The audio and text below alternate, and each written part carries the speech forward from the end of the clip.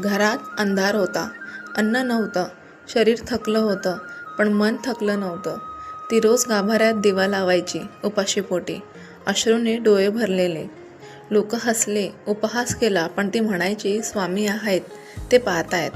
आणि मग एका पावसाळी रात्री स्वतः स्वामी तिच्या दारात आले, पण वेगळ्या रूपात. माझं नाव यमुनाबाई.